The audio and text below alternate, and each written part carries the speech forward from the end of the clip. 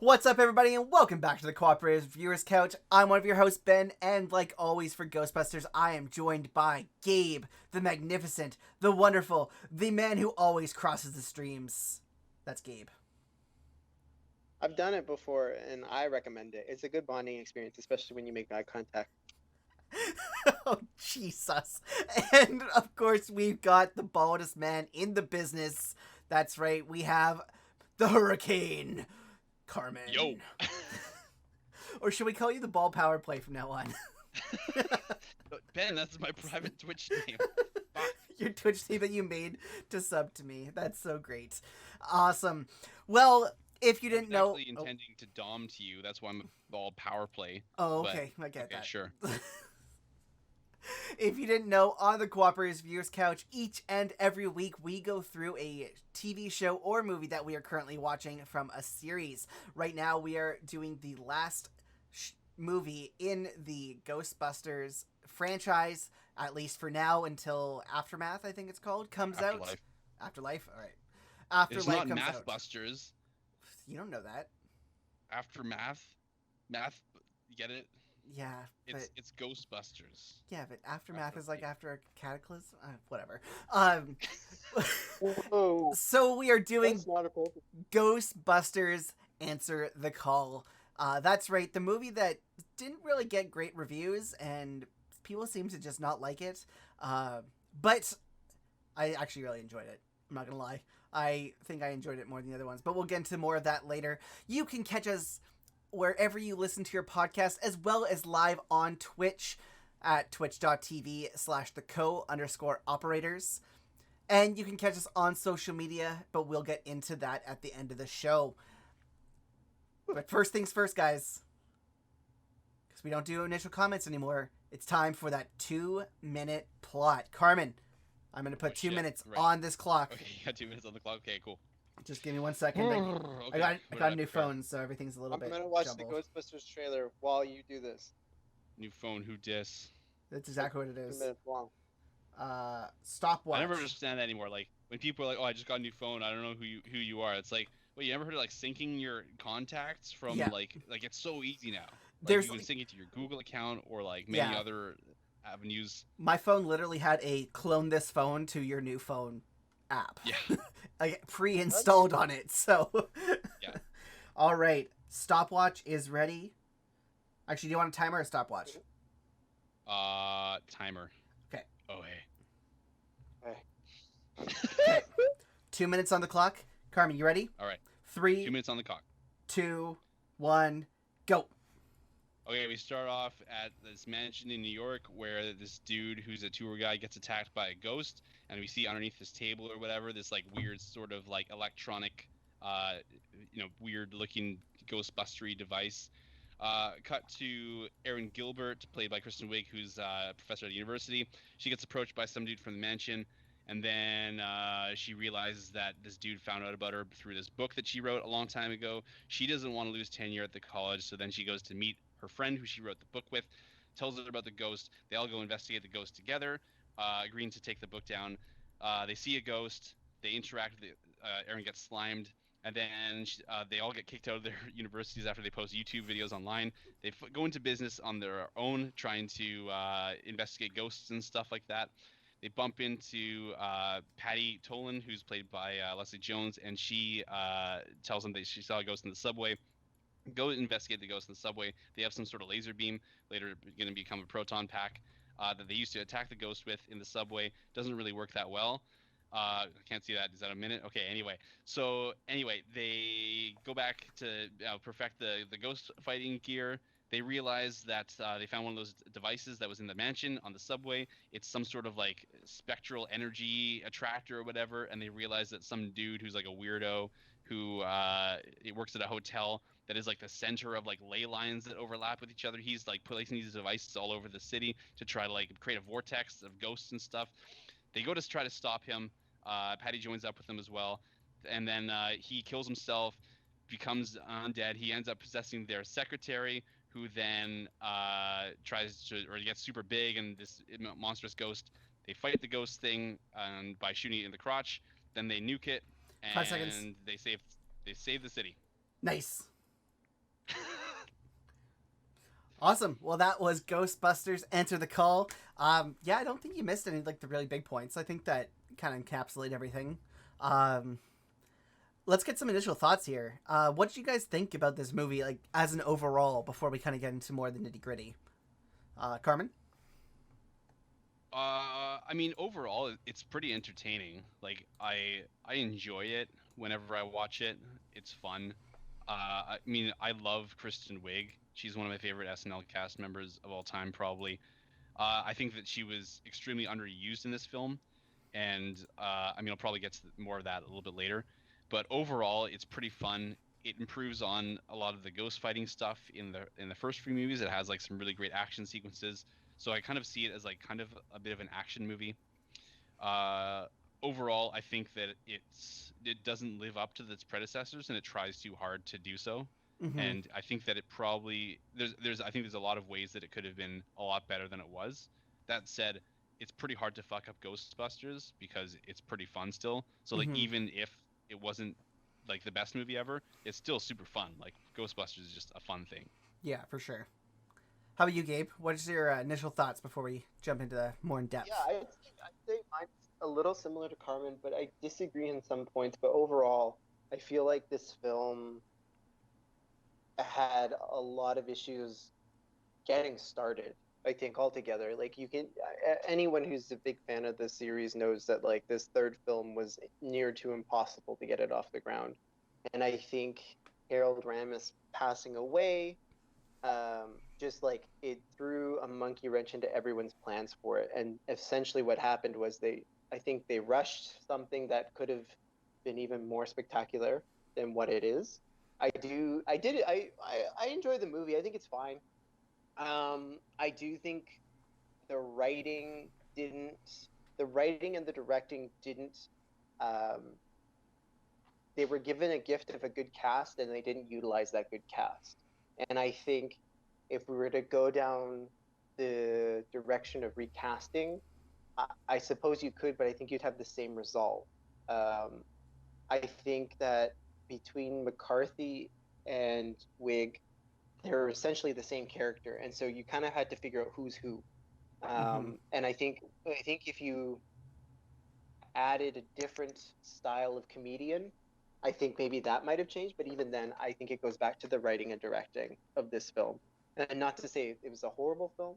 I think it was like the Titanic. And to quote Ghostbusters 2, they just set the Titanic just around. It's What does the guy say to that? Like, whoa, better late than never. Better late than yeah. That's exactly what he said. Oh man, yeah. I don't know. I think as someone who didn't grow up with Ghostbusters and again had only seen the second one all the way through for the first time last week, I think this is probably my favorite, maybe second favorite. The first one's pretty hard to top, but I think that it had like a lot of the great parts from the other ones. Like it had a little more action too, which was nice. Some of the comedy I think could have been better with such a like a stellar comedy cast, like you guys both mentioned. But I think overall they did a pretty good job with what they had. Like Gabe said, there were some troubles, obviously, but I think all in all, I think that it got a lot of hate because people didn't want to see an all-female cast taking over this kind of iconic like the film franchise and like these characters and like changing the characters up.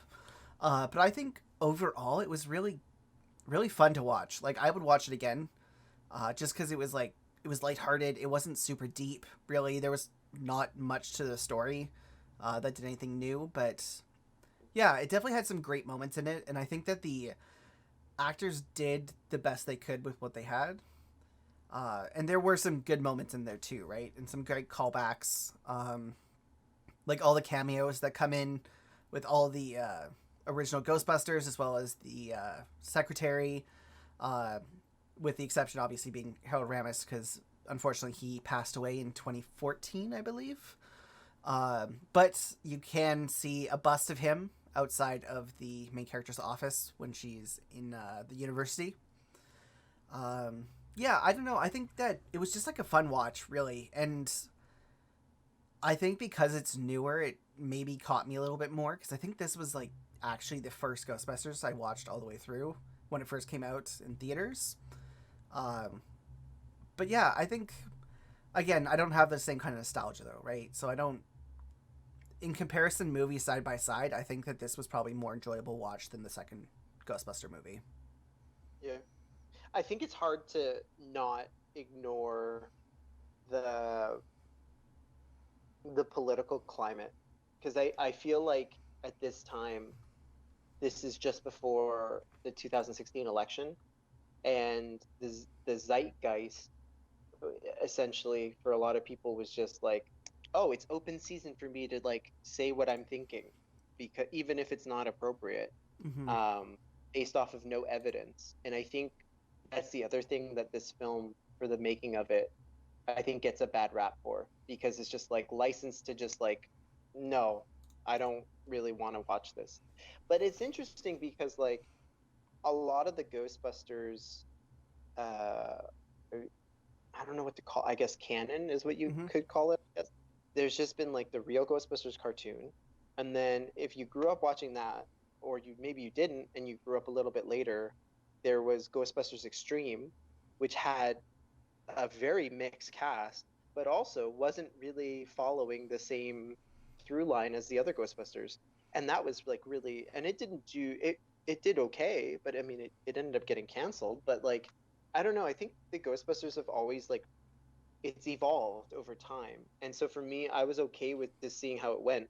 I think the only thing I was, and I think I remember I was really hesitant on when I don't know if I mentioned it to Carmen. I mentioned it to someone. I was just like, ah, Paul Feig's directing it, and it's written by the people who did Year Zero. I don't know, man. Like, I don't know. Year Um, Zero. Oh my god, that was a bad movie. whereas, and again, like I think I'm being also mean saying that because I think anybody who makes a feature film and who's written one, I think like that's a feat in itself. So clearly they're talented in some way or another. And Paul Feig, I love Spy. I like Freaks and Geeks.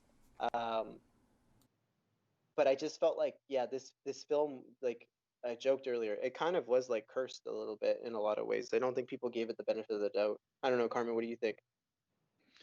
I think that yeah, you definitely nailed a lot of things, and I was about to rebuke or add rebuttal to you being like, "Oh, Paul Feig," bleh, because I loved Spy, and so I was Yeah, kind of like, "Oh, this is gonna be good," but also like I wasn't crazy about Bridesmaids, uh, but like I think that yeah, but more on that in a sec. I think you're totally right though about uh the political climate being weird and not allowing this movie to be its own thing. Because I think that like because of all that hate that people were going around and like people were saying like oh like there's a line in the movie where it's like ain't no bitches gonna catch no ghosts, which is I think you mentioned is exactly a lift off of one of the YouTube comments on the trailer, which I would not be yeah, surprised about at all. Like when I saw that in the movie, I was like that's probably something that someone actually said in the like on a comment somewhere.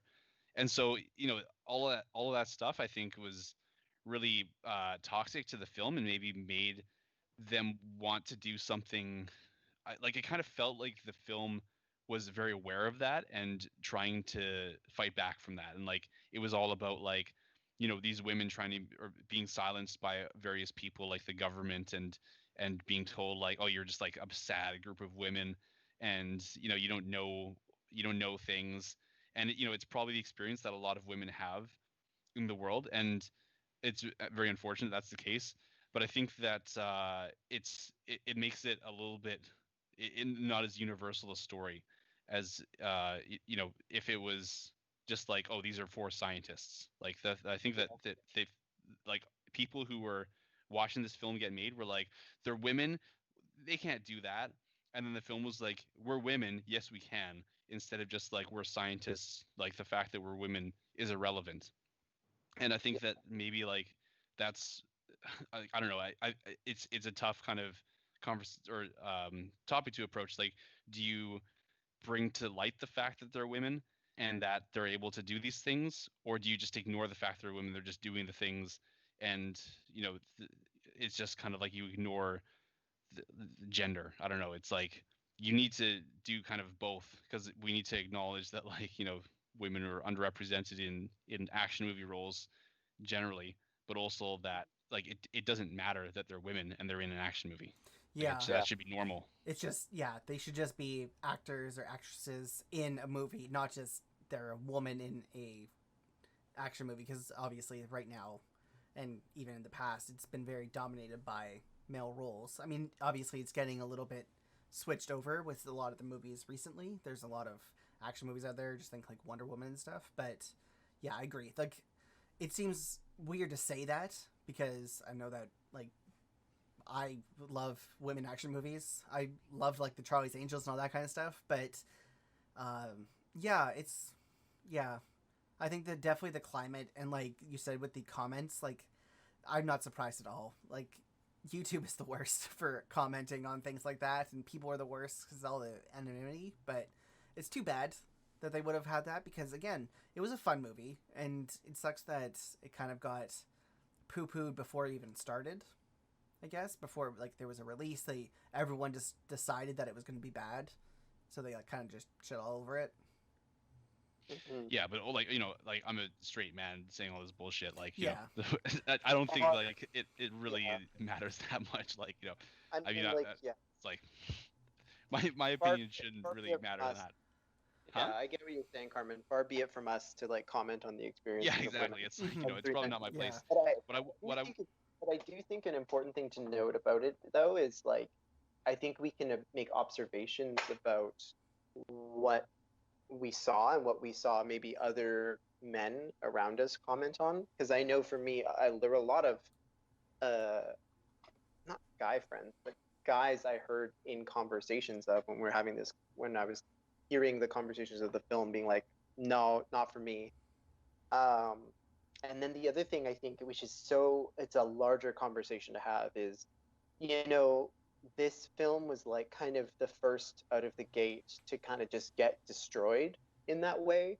Whereas you look at the real fuckity campaign that happened with Captain Marvel, and how many people wanted that movie to tank, and somehow, and it's a larger conversation to have, but like, it worked out for that film, and Brie Larson, really Killed it. was quite I was going to say vocal, and Oh, advocated a lot about her experience making that film, and also the feedback that she was given on that. And so for me, I kind of think about um, why, not why is it, but it's interesting that that film rose above the critiques, as opposed to Ghostbusters Answer the Call, which didn't uh, answer the call, I guess. yeah. Um, I think. that's it. Oh, Yeah. I No, was just that's gonna. Yeah, I was just gonna say. I think part of that also comes from like, uh, because Captain Marvel's stuff was less about her it being like a woman role. It was more about race. Like they wanted it to be a minority to be the lead in that movie. But I think that she just kind of said like she was the best person for the role because she auditioned and all that kind of stuff. And I think people really were behind her as well, not just against her. I think that's a really hard situation to be in too. I mean, I can't really speak to that because, and again, a straight white male. yeah, Like, yeah. what are you gonna do with that? But it's unfortunate to see that there's so many campaigns like that and like a movie can't succeed because of something that's not part of the movie, I guess, or not um, related to like the actual performance of a movie, and more towards like who the people are in general, right? And it's unfortunate to see, and it's too bad that this didn't rise above it, kind of like Captain Marvel did. But again, Captain Marvel was kind of in a universe that was so built out that it was going to draw people in no matter what, right? Being part of the Marvel Cinematic Universe, you really can't do wrong anymore at this point. Like, they could bring out the most random thing, like some obscure small comic, and people would still go watch it because it's part of that, right? I mean, there'd obviously be complaints because there's always complaints. There's always trolls out there. I mean, just look at Star Wars and all the stuff that happened with. Oh God, I can't remember her name now. I feel really bad that I can't remember her name. Daisy Uh, Ridley. Nope. No, The girl in the I know, second one. Uh, yes, yeah, I know who you're Oh talking about. the I Asian forget her. Asian girl. yeah. She Rose. was I can't remember the actress name. Rose, but yeah, she was Character. awesome. Like I really liked her, and I thought that she was a good actress and stuff. But there was so much hate, like so much hate, and I was like, "What is wrong with you people? Like, get over yourselves. Like this, like don't judge like both the person but also the movie because of the person that's in it. Like, just let it be a movie. Let it her be her, and let her enjoy her time, and let the rest of us enjoy the movie." But yeah, it's too bad that some movies go along that way. And it's too bad that it happened with this one, right? Because unlike Yeah. in Marvel, this is still a less built out universe, I guess, right? It's got 3 movies now compared to like the 28 of the other franchise. And like, yeah, it's a hard thing to see happen to a movie. Especially because, again, I found this very enjoyable. I thought maybe it wasn't like the same track as the original Ghostbusters, but most revamps aren't, right? When you're going to revamp a series, you're going to make it for the current generation. You're not going to make it for the nostalgia goers. They're going to make it for the teenagers and the kids and the adults. Maybe not so much the adults because it's kind of a more young movie, I think. Like, I would say that this was probably made for people in their late teens, early 20s. Because Yeah. a lot of this stuff would be really funny to that group at that time. Yeah, and I think for me, I agree on all those points, Ben. I kind of see this film as like Star Wars, the later Star Wars and Star Trek films, where I'm just not the target audience, because what I understood it to be was this, but it doesn't mean I can't change my idea of like what it was or what it can be, because and I think especially for Ghostbusters, it's had so many changes over time. And even in the comic books too, like there's so many crossovers now, and they also have like an all-female Ghostbusters team. Oh, that's Um, awesome. they're getting older, and that's kind of just like how it kind of goes. Like I think the name of the company is like the IDW series. They've kind of like changed a lot of like they started doing the comics after the second film, and it kind of continues on. It's like a nice little bridge. Mm-hmm. Uh, but yeah, it's an interesting thing. Yeah. Let's talk about the actual movie itself, though. Like Okay. aside from the climate that's Yeah, for around sure. it. So I've got a lot of things to say about this movie as far as how it went and ways that it could have been better. Because man, there was a lot of things that could have been better. Like it's like the Sorting Hat, where it's like, oh, you could be good in Gryffindor, but you could be great in Slytherin. This movie could have been great if they, I don't know what he says. I don't know what the Sorting Hat's great. He sits on kids' head all day, like he puts his genitals on their head, assuming that's where a hat's genitals would be. Anyway, it's fucked. That's just a taste of what our Harry Potter series was like. So if you liked what he just said, go back and listen to our Harry Potter series on the Cooperative Viewers Couch, wherever you get your podcasts. Nice plug. Okay, so some of the things that I think could have been better. I mean, it's hard at this point, like, after the fact, to go back and fix all that, because I think that this movie was really trying to satisfy the original audience of the Ghostbusters films. And that's why they threw in all the cameos and like the references when like Melissa McCarthy's like, oh, what do you think about this? And there's something strange. Oh, hello. It's like there's like all these like little nods and like salutes to previous films. I think get rid of all that shit. Like, don't bother trying to satisfy any of that, or like don't even involve like the old cast, like Bill Murray's character, unnecessary. That could have been played by anyone. Yeah. Like Bill Murray is an excellent actor. That character could have been anyone. It didn't matter. Like, it wasn't a character really. That being said, I really liked Dan Aykroyd's cameo because one, it was short. It was like a line, and it was really funny. Like just the way that he like delivered and stuff. Like that was the perfect kind of cameo. Same with Ernie Hudson's. Ernie Hudson's. His was great too. Like again, like a single line and he was out. But I think you're right. I think they really should have brought down Bill Murray's cameo to not be a part but be a line, because I think you're right. I think that they should have. Cameos are great, but that wasn't a cameo. That was like he had a part in the movie.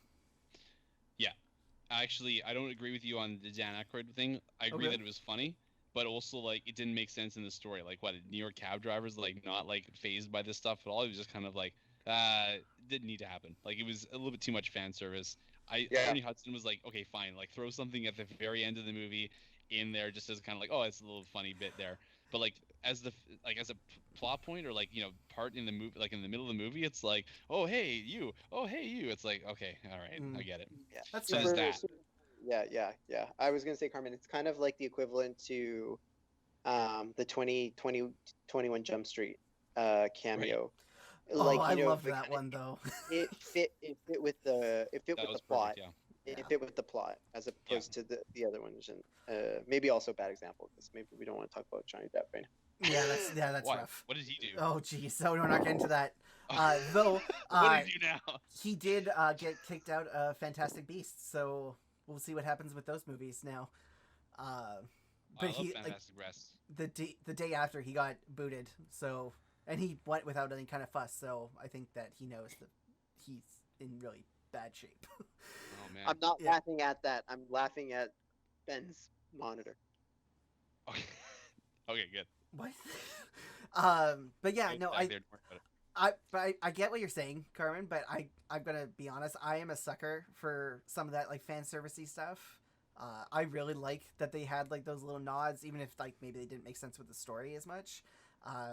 Because like in the whole aspect of what was going on, seeing like Dan Aykroyd just show up and being like unfazed by this, and like, yeah, I feel like New Yorkers probably see a lot of shit every day, especially a cabbie. I could Fair see enough, him yeah. being like, it's just another thing, whatever. I'm gonna be fine. Kind of like Okay, yeah, I get that. in what Spider-Man Far From Home, right, or Homecoming, when he Stan Lee did his cameo. He's like, what, you guys have never seen an alien or a spaceship before? Like, it's kind of that kind of nod, right? Like, That was actually in Avengers Endgame. was that Endgame? Yeah, or not Endgame. No, Sorry, Infinity you're right. War. You're right. It's Infinity War. But yeah, like having that kind of like, it's very random, like very out of the place, but it is kind of just like a nod to be like, oh, okay. But I enjoyed their cameos. I enjoyed the receptionist cameo quite a bit too. Annie Potts, yeah. Yeah, I thought that was pretty good. Yeah, sorry for interrupting you there. Oh, it's okay. No, it was good that you guys had a chance to provide input on that one. Okay, the second thing that I wanted to talk about, in addition to, so I would have gotten rid of all that stuff if I was to make this film, right? Or if I could change something about it. Second thing would be to make the characters more distinct, and this is exactly what Gabe had said earlier. I think that Kristen Wiig and Melissa McCarthy's characters were too similar. And I think that Kate McKinnon had a super fun character, and she was kind of like really weird and like did her own thing with it. It was cool. I think that Leslie Jones did a really good job too. And actually, like, when I was watching it this time, I enjoyed her character even more. And I think that they unfortunately they took some of her lines and kind of had them in the background. It's not always at the forefront. So it's like, if you're not listening for them, you miss them. And she's actually got some pretty good ones. Like where she says like, oh, he was wearing like some sort of like Captain Cook outfit or something like that. Like you kind of hear that in the background, like describing the custodian villain. And I was like, oh, that's hilarious. Like, it's just like, it's ridiculous. But anyway, Melissa McCarthy and Kristen Wiig, too similar.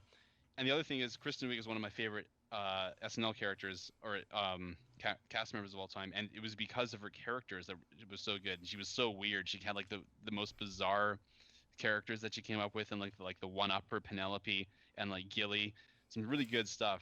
And then she's just kind of like the straight character, and she's just like playing it, and she's kind of like really awkward with like Chris Hemsworth, and I don't know if that dynamic is really best. I think that it does injustice to her as an actor, because I think that she has more talent than kind of this playing character that she played. So I would have made her weirder, and then or like something a little bit like out there, and Melissa McCarthy more straight, because I think that when she played a straight character in Spy and let everyone else be around her be weird, especially Jason Statham, who's normally like the straight man, right? So they switched those roles where he's the silly one and she's the straight character. Then it worked really well. And so, I'm just looking at like my favorite Melissa McCarthy portrayal. That would have been what I would like to see more of in Ghostbusters, where she's kind of like the grounding force, which is kind of the character and the role she plays in the group already. So I don't think it would have changed the plot too much, but it could have allowed for some more comedic moments. Mm-hmm. Yeah, I was kind of hoping that. I'm sorry, I'm not good with actresses' names and stuff, but the one who got tenure, what's her name? Or tried to get tenure? The Kristen Wiig. Kristen Wiig. So I thought it would have been funnier if instead of being like really like awkward around Chris Hemsworth, like to be more like the Bill Murray character, and like be like that kind of dominant, like out there, very like charismatic kind of character, instead of being like this really like she becomes a mess around somebody who's hot, right? So instead of having like that kind of tropey, oh, the women like go crazy for this guy, instead that having like her kind of be like the more aggressive one with like hitting on him and him feeling maybe a little more awkward and stuff, or like playing back or however you want to do it, because it seemed like he wanted to flirt with everyone except for her, which I thought was kind of funny. But I think it would have been funny if it like kind of mirrored Bill Murray's character a little more, just to add that dynamic, because again you don't see a lot of women in that kind of like more dominant role in movies, and it would have been really good to have that in this all-female cast, to have like a very strong dominant woman. Sure, yeah. Yeah. Third thing is Chris Hemsworth can fuck right off.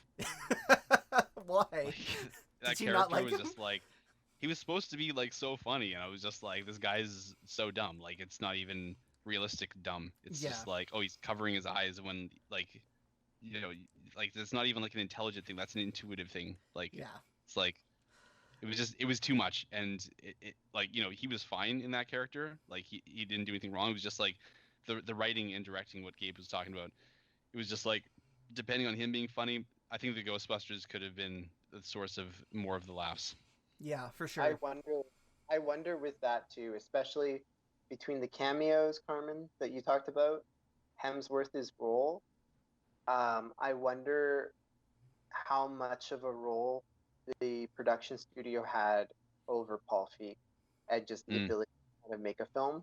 Because there's always been chronicled about directors feeling the wrath of the studio or feeling the pressure.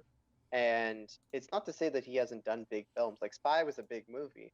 But this is like, it's a mammoth of a budget and a mammoth of like stars, like a huge cast of stars. So I don't know why he didn't muzzle that. Because he really should have. Like, I'm with you. I would have been fine with him being, you know, stupid hot guy, but he was like beyond stupid hot guy. He was like dumb as a rock. Dumber. He didn't know how to answer a phone. Like just I mean, I did like the bits. I thought the bits were funny, but I also thought the bits didn't play into the rest of the film. And I think that I think the stakes could have been raised so much more once he got possessed for me to care more about him, because I think we were supposed to care a lot about that character, especially when he got possessed, and that he wanted to be a Ghostbuster too. And I think there could have been a lot more of an enduring role for us to be like really into it and be like, oh my God, this is amazing. This is so sad. But I just didn't. Instead, it's just kind of like, I mean, hey, we all want to be that handsome. So maybe I was a little bit jealous too. Yeah. So, I mean, who isn't jealous of that man? I feel like, yeah. Good head of hair. I don't know. Huge ass muscles. Yeah. He wants to. What was he? He wanted to look more like a doctor, so he either played the saxophone or listened to the saxophone. Yeah. Yeah, and I know that they were trying to make him a mix of two characters from the original, so the secretary as well as the accountant. But I didn't really get that. Like, they didn't come through. Like, he didn't have the humor, the same kind of humor as the receptionist, or, oh God, I'm so bad with names, everybody. Sorry. Kristen Wiig, Melissa McCarthy. No, Kate McKinnon, from the original ones. The accountant. Annie Potts. Louis Tully. Tully. He's talking about Rick Moranis. Yeah, Rick Moranis. Like, I didn't really see very much of either of those characters show through in this character that was supposed to be modeled on both of them put together, which I thought was a little unfortunate. Like, I think they could have made that character so much better if they made him awkward. Like, awkward and uninterested compared to just being dumb as a rock. Like, it would have made it so much funnier because that's what was funny about those characters. One did not give a shit about what was happening in this place. And then the other one was just like so awkward around everybody, no matter who you were, that it was like out of nowhere. What is that? Triple treats. What's a triple treat? I'll show you later. Oh, oh God. This is like a okay. Actually, I'm pretty sure we're on the explicit list on everything, anyways. Yeah, sorry about that. But yeah, no, I just think that they could have done a better job with that character for sure. I think that there's just so much that they missed out on with that, like so many missed opportunities. I do have to say that's probably one of the lowest points for me is that character. So the other thing was, I think that I don't know what's going on over there, Gabe. If you're getting tickled underneath that table, but I like it.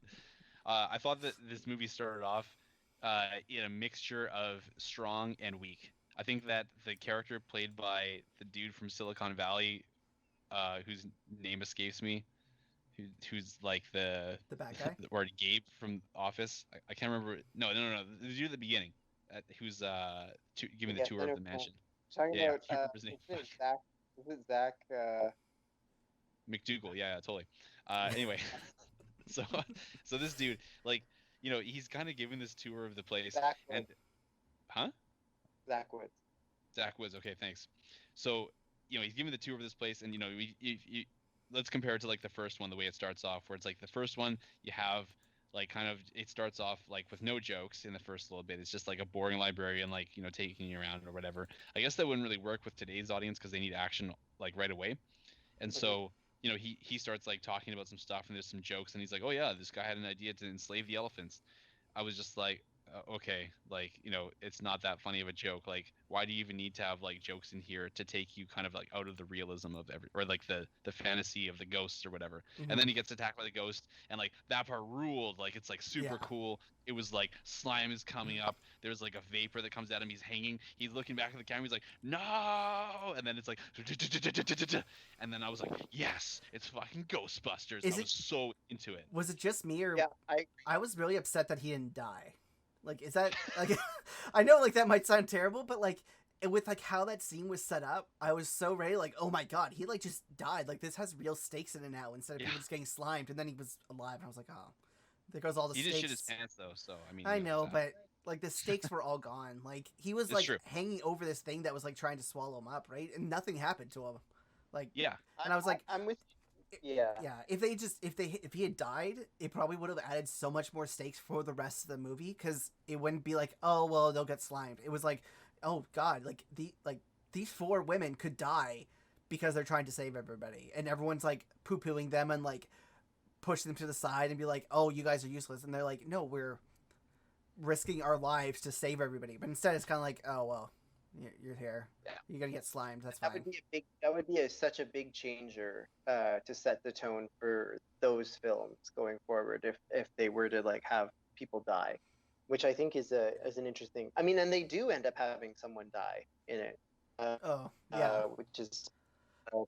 But Carmen, I agree with you too. That opening sequence to me was so strong because it added the element of new flavor of comedy, and also it's a new era, and so you've got Zach Woods doing his thing, and that whole sequence with the ghost was so good. And what I really enjoyed was him being like, oh, you're an idiot, why did you go to the base?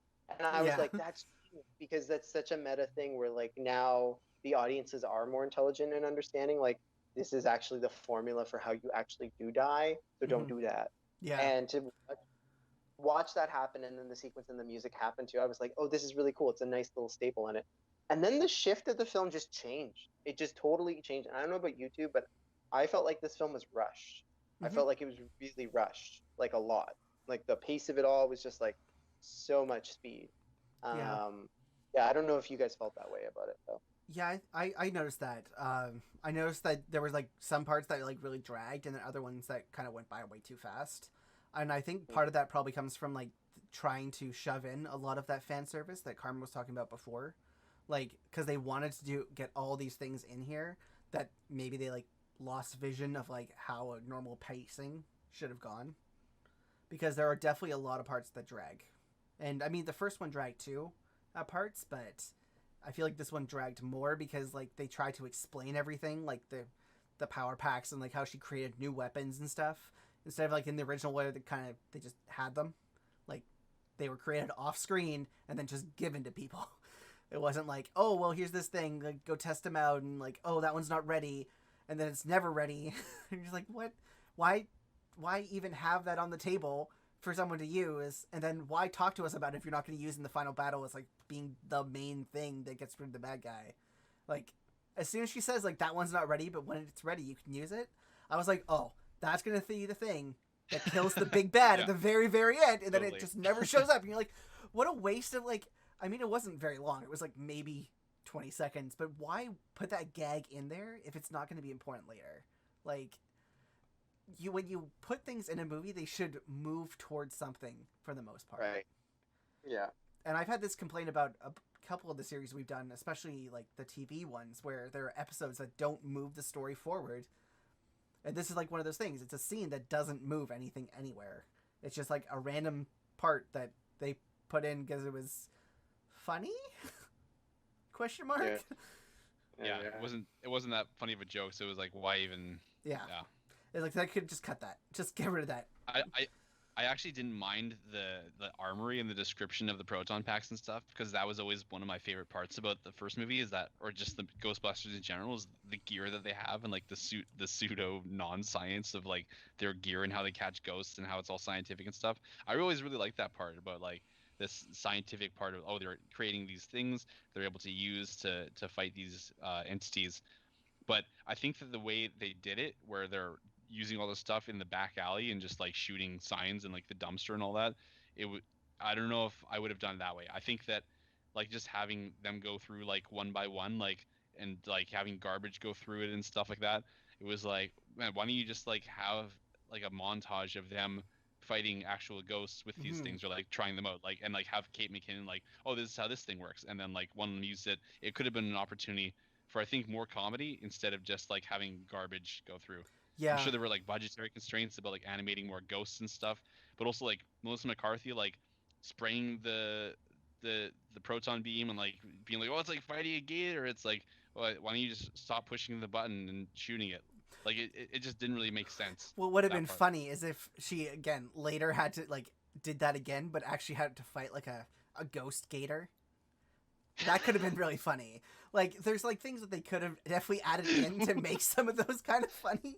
But no, you're right. Like, that's just, that entire back alley thing didn't really make a lot of sense. And I think it would be great to have a montage. Like, even if they can't do a lot with it, like if they had budgetary constraints, get rid of some of the ghosts from the end that did nothing. Like, they weren't in there like for a fighting scene, and like have them fight Slimer, and have them like, if you want to do fan service, they put Slimer in the movie, why don't you fight Slimer and get some of like this testing done, because we all know that he's not like a powerful crazy death ghost. He's just a gross slimy ghost that could have had a funny moment where it went through one of the characters, slimed them, and then they caught it after, right? And that could be a callback to the first one. And I don't know, it just, yeah, there's definitely moments that I think they missed the mark that could have been funnier and could have actually used time better. But yeah. Did you have anything else, Foreman? On that, well, I mean, like, I did like the ghost fighting generally, though, and like I just wanted more of it. Mm-hmm. Like, I you know, do. the ghosts at the end, like that whole sequence at the end was super good. Although, like, you know, I would say on that, and you know, I'll let you talk about the ghost fighting at the end. There weren't really any like super iconic ghosts in this, like there were in the first one. Like all the ghosts that you see in the first one are kind of iconic, like Slimer, the Terror Dogs, and Gozer, or the Stay Puft Marshmallow Man, rather. Mm-hmm. Or in this one, it's kind of like you have like the, you know, the demon at the concert, and then like just like a bunch of people ghosts. It doesn't really stand out as much. But anyway, let's talk about that after. Gabe, go ahead and talk about. Well, I was going to say, fighting. well, just to stay on that for a second, though, the dragon thing I really enjoyed because it came back. Me too, for sure. Mm-hmm. It came back, and I feel like Oh, you're cutting out there. Wasn't. I was going to say if there was Gabe, an repeat iconic. that. Repeat the last bit after the dragon. Yeah. I think if there was something I would like to have come back, it would be the dragon. Like in future franchises, it would be that definitely. That was awesome. The other thing I wanted to say is like, for me, the positives out of this film was Kate McKinnon, amazing. She did such a great job, and I think going forward, if they were to keep doing this film, which I think they should, I don't think they should just leave it dead as one, because I do think there's a lot of potential to like continue this. I think I think Kate McKinnon could have been even more um, bombastic, but that's okay because I was happy with what she did. I thought it was really great. I thought it was scene stealing. Uh, Oh, you're cutting out again. All right, while Gabe Okay, gets you're in the sorted, fridge. yeah, he's in the fridge. So, I just wanted to bring up something while he was trying to talk. um, I have to say one of the funniest jokes, and I don't know why I laughed so hard at this. Maybe it's like another Stay Puff Marshmallow Man thing with the face, but when she keeps getting the wonton soup and stuff with like no wontons or like a single shrimp, and then gets it with like all of the wontons, she's just like, no, I just want a normal soup to wonton ratio. I'm like, you know what? That makes sense because I've definitely ordered from Chinese restaurants and it has been that. You get like a single wonton and a ton of soup, or way too many wontons for your soup. And you're just like, no, a normal, just a normal like ratio between the two. And I laughed so hard. Like every time that thing came up, or like how it still took them an hour just to walk up the stairs to give them their meal. I thought that was pretty funny. I did not care for the soup humor No? myself. Oh, I loved it. But I laughed Gabe, so much. you're back Are you now. back? Can you talk about what you were saying? okay. Yeah. The ghosts? Oh, I was gonna say, what I like about this is that like with any new series, it adds something to like the canon. And so what I liked about this one was the ghost fighting was really cool because it introduced ghost smashing, which I really enjoyed. Which is like it's another way of confining or neutralizing the ghost is this, and so that's what they did. They basically just like used the proton packs to like not just capture the ghost, but to slam it into nothing. Oh, yeah. And I was okay with that. They're already dead. You know, like, oh well, that's not a big deal. And so the new weapons and the new styles in which they had, I really liked that. And I thought the sequence, especially for Kate McKinnon using the blasters, that Mm-hmm. was my favorite part of the score too. Because I thought the soundtrack to the film was whatever. It Yeah. was like, It was oh, lackluster. I'm in the fridge. I feel like I'm in the fridge. Am I in the fridge? Nope, But you're you good. you're still okay. Oh, But oh, you didn't okay. like Fall Out Boy? I was fine, but for whatever reason, I liked the chorus that happened, where we had the the Ghostbusters original theme music mixed in with like something else. Mm-hmm. And I don't know if it was the Fall Out Boy mix or whatever it was, but I really liked, especially the I don't know if you guys are watching the movie, you'll know what I mean when Kate McKinnon uses her new blasters and the music score kicks in. Thought that I was like that great, part too. Yeah, and the I shotgun really was pretty enjoyed good. the new weaponry. Yeah. So yeah, back to you, Carmen, on the ghost fighting. Oh, that's pretty much all I had to say. I mean, like, you know, the worst part of the ghost fighting was basically how they take down the bad guy at the end by shooting him in the crotch Yeah, with their blasters. It's like, It's- I guess so. yeah, I agree. Yeah. That was pretty bad. I did like that this is a 3 for 3 for giant random ghosty things going through the city. I did like that. Well, you got it.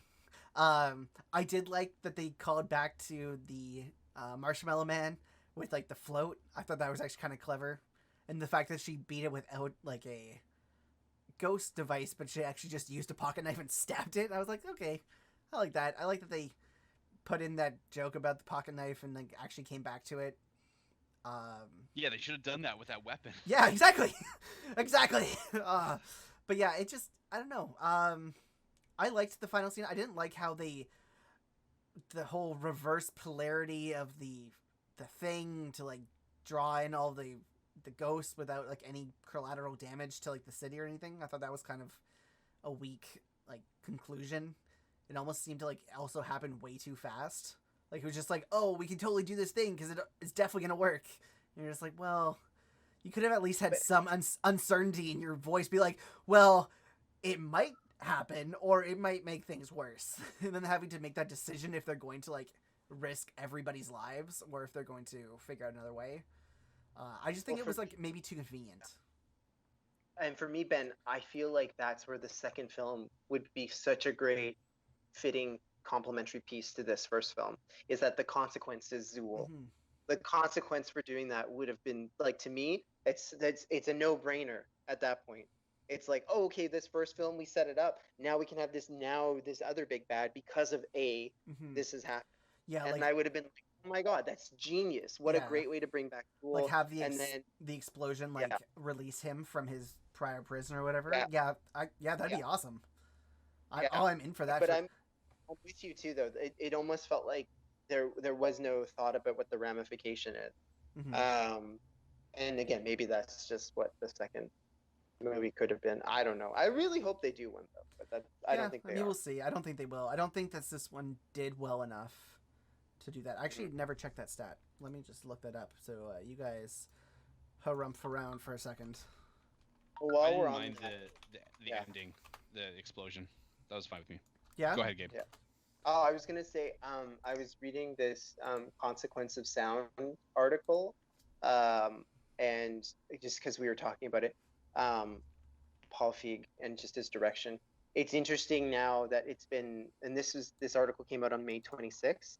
He talks about, um, he's like, it's crazy. This is his direct quote from him. It's crazy how people go nuts about women trying to be in power or in positions they normally weren't in. And he kind of laments about how he really wished the film could have done better because he really loved making the movie. Um, but he doesn't really talk about whether or not he had a lot of control in the film. He just kind of just talks about what he wished he could have done.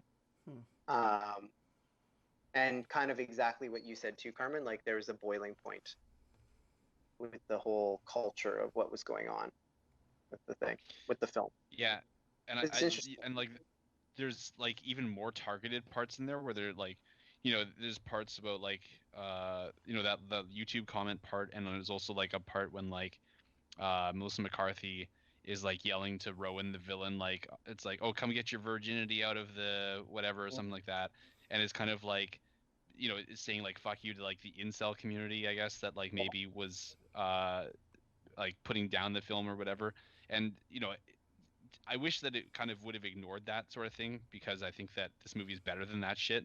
And Yeah. if it kind of just ignored it and didn't even address them, and then it would have been like above that sort of stuff. Mm-hmm. So I mean, like, I think it had a potential, and unfortunately, like, because of all that, uh, harassment that it received, I think it was like, I understand why they did that sort of thing, because they wanted to say fuck you to everyone who said they couldn't do it, which I get. But if they had gone risen above that stuff and made it, just its own thing, David S. Pumpkin style, then I think it would have been stronger. Yeah. Yeah, I get that. Yeah. Yeah. Um. I'm Yeah. Anything else you guys want to bring up or anything like that before we get into the voting section? No, I just wish there could be a second film. Oh, yeah. So the budget Oh, of this and movie. Leslie Strong. Oh, Leslie Strong was great. So the Leslie budget of Jones. this movie was Oh, 144 Leslie million, Strong, sorry.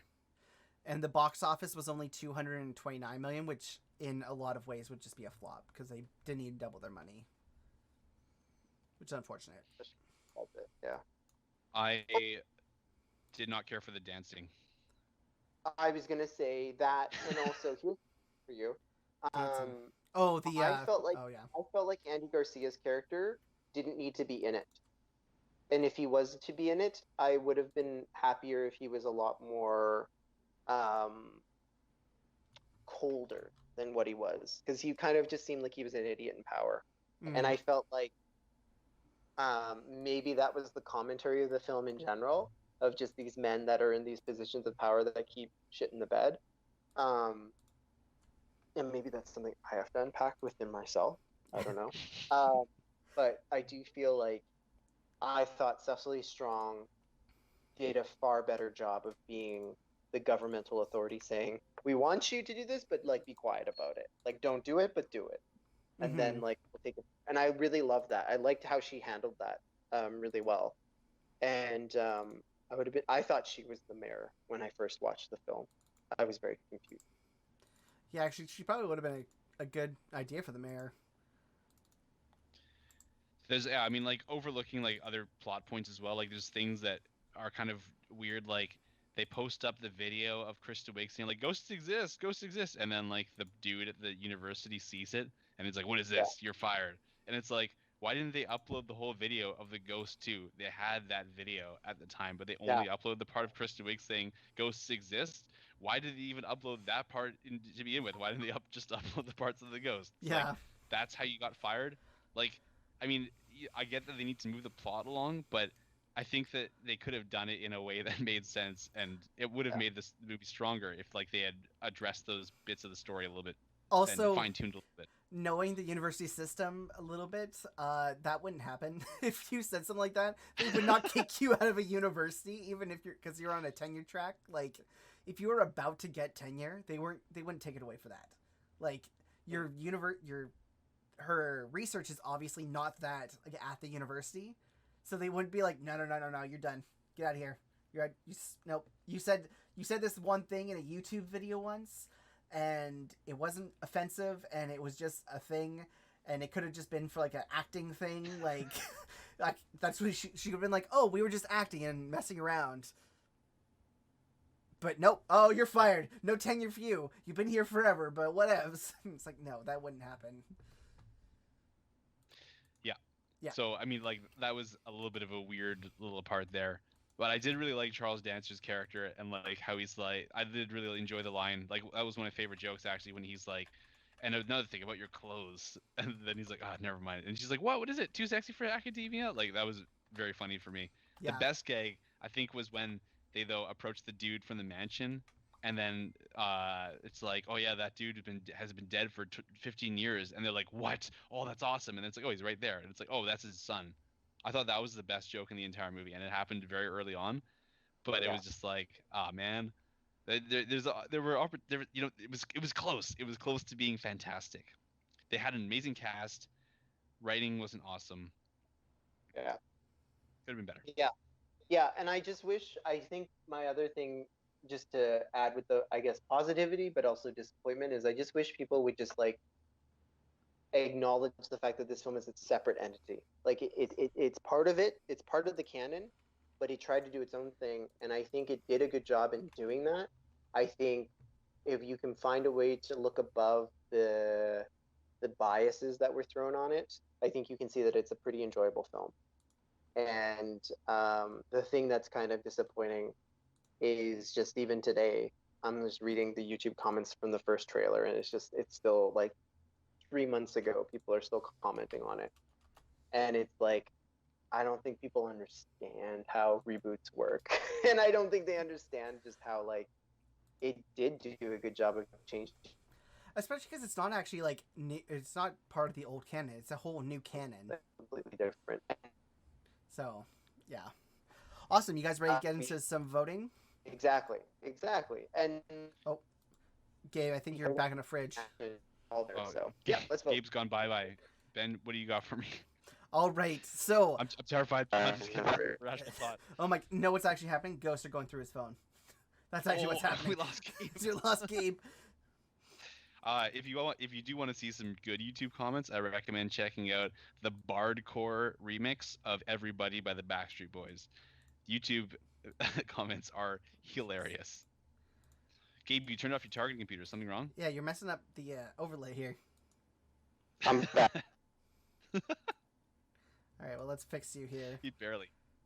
All right, Ben, finish this off here. Yeah. Okay. Oh, God. All right, so the first thing we have to do is ranking the villains. Right now, we have number 1, Gozer, number 2, Vigo. What are we going to do for this one? I guess, what's his face? What was his name? The bad guy? Rowan. So, where would we put Rowan in this list? I think he was the best actor. I'm gonna. Okay, so just wait. You're gonna say he's number 1? I'm gonna say he's number 1. Whew. That's a. Explain thyself, motherfucker. Yeah, explain thyself, because like I like this movie and I don't think he's number 1. Oh, I don't know if he can explain himself. I think he's number 1. Oh, am I in the fridge again? No, you're good now. All right. Oh, okay. I was gonna say you joined an incredibly wide band because you got bandwidth issues. Yeah. Did that work? No, that didn't work. Oh. Yeah. Anywho, I was gonna just say I think he encapsulated a lot of 2016. Like toxic Fair masculinity and seeing as though we're in 2020 and we're at the end of this dark cycle. Hopefully. Don't jinx it, Hopefully. you fuck. All right, well, I don't agree with him at all. I don't think this guy was the in first Math place. is there. Hey, you that monster. I think that he is above Vigo, but underneath Gozer. He's a pretty gnarly. I mean, to be fair, though, unlike in the first one where the environmentalist let all the ghosts go, he actually brought all the ghosts to, like, real life. So, in that way, he probably is a better villain than Gozer was. Like, Think about arguably. his reasoning. Think about his reasoning. Why is he doing it? He's not doing it because he's like a supernatural entity. He did it because he was bullied. Yeah, that's not a great And he- reason to, like, murder everybody. He's willfully endangering people and setting up these like little like terror bombs everywhere. Yeah, I don't think getting bullied gives you the right or a good excuse to murder, like, a city. Hey, No, man, but that's a pretty real excuse. It is true. I was gonna say it's so very real. eerily. I'm telling you, man, 2016 vibe. It's very real. That's the best way. It's like we got I Trump will happening. concede, Gabe. We got I get it. We got guns. We got nukes. We got sharp sticks. Yeah. Yeah, I'm fine with number two. But I'm I almost think he was a considering gnarly Let It bad Go guy. number one, just because he almost was, like, more,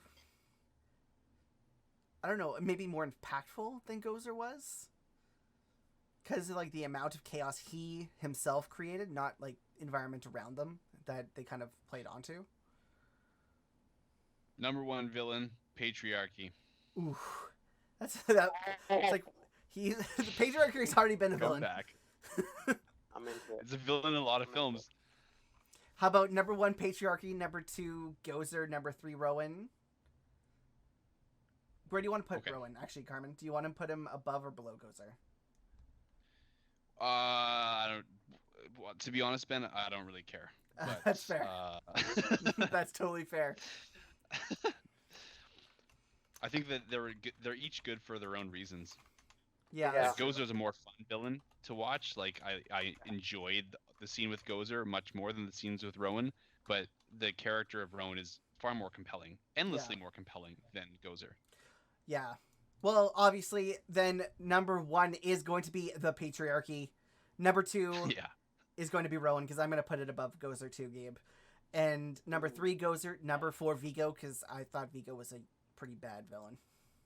Pretty. Yeah, you want to knock up some lady, go knock up some old hellhound. You know? Yeah. We already, yeah. Then we have, You at Pato to me.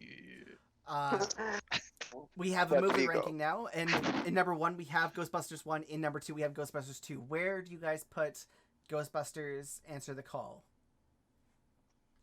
I would put it at 3. I would put it at 3. I didn't enjoy it quite as much as the other two. Yeah, that's fair. I would put it at 2, but yes, I think that... But Ben, if I were to keep the baby, could I have the woman too? And I think Vigo's the reason why, like, big reason why I would So put this be it. above it.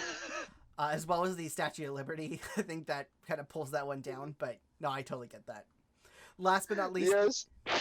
we have our MVPs. Let's Where are just you power through from this, anyway, guys. Gabe? Yeah. On that side. Sorry, what was that, Ben? All right, let's just power through the last bit here, and we can go and let Gabe get back to his coding. Yeah. The last thing we have is our MVP for this movie. So in the first movie, we have Louis Tully by Gabe, Ray from Carmen, Stay Puft, Marshmallow Man's face from Ben. The second movie, me and Carmen said Egon was the highlight, and Louis Tully was still Gabe's. Well, Louis Tully's not in this one, Gabe, so who's your highlight of this movie? Kristen McKinnon's character. Kate McKinnon, Gillian Holtzman. Julian Holtzman. Thank you, Carmen. I agree. I agree too. Will be wife to you and mother to me. That's gonna be Gabe's line for the next 3 months, I guarantee. Yeah, He's for gonna say sure. that every time he got with For them. sure. Yeah, I think we all agree on that one, that she she did a great job, and it was just she was probably the best character in this. Yeah, I mean, she made all the gear and shit. Like, Yeah. I mean, she just shut down the machine. She was the brains of the operation. Oh yeah, Also, her energy was so good. So The good. amount of like nonverbal gestures she did were hilarious. yeah, Oh, we didn't talk about the arcs of the characters, which is also notable for Kate McKinnon's character, for Gillian Holtzman. Like, it's basically about like these 4 people that come together and just become friends, and it's a cool arc. It's good. Yeah, I liked it. I like like it. her speech too. Her speech was really good. Yeah, totally. All right. There, she- Well, I think that is going to wrap up Ghostbusters, at least for now. Like I said at the start of the show, you can catch us wherever you listen to your podcast and live on Twitch at twitch.tv/theco_operators. You can also catch us on social media. We have Instagram, Facebook, and Twitter. And you can also reach us by email if you have any questions or comments at thecooperatorsentertainment@gmail.com. We would love to get your questions, especially as we move further into the Mighty Mandos podcast. We have oh god damn it, Carmen, you know people can see you now. You're not just making me laugh. You got weird shit going on live. Yeah, so Wife to you and mother to me. any questions you guys have, just send them in and we will try and get them on the air at the end of the episode. You can also catch us for the Mighty Mandos podcast. That will be live on Sundays, and it will be going up on podcasts probably the next day or two after that. We're doing the whole Mandalorian series, and yeah, we're going to take a little break from the Cooperators Reviewers Couch for the movie section, as Gabe is back in school and is busy as hell. But I am going to be starting up the Saturday morning anime in the next couple weeks, so that's good, so that we'll still have some extra content there. You can also listen to the Cooperators Viewers Couch Pursuit of Platinum, where I talk about different PlayStation 4 games. I think that is all the plugs we have, unless you guys have anything you wanted to plug. I would like to plug, so there it is. Wife to you and mother to me. Jeez, alright. Told you, it's gonna be Gabe's, It's gonna be Gabe's next thing. 3 months. Yeah. That's gonna be his thing. Alright, then no Also, try new. Oh, I should have come up with a fake product. Yeah. It's okay. I'll make one up on the spot. Try Gillian Holtzman's slime remover. If it doesn't get the slime off, I don't know what will. Oh. And That with wasn't good. that, Sorry. let's Come up with get better jokes. let's get the final question of the day from our resident question master, Gabe. Okay, what I want to know is what happens when you put your hand in that trap.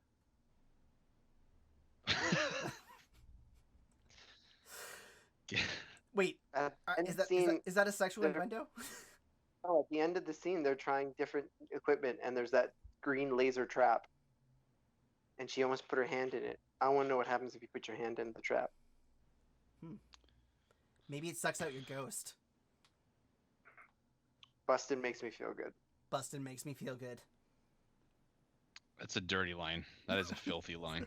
Oh, Awesome. Well, think Thank about you the- everyone for joining us today, and we will catch you on Sunday.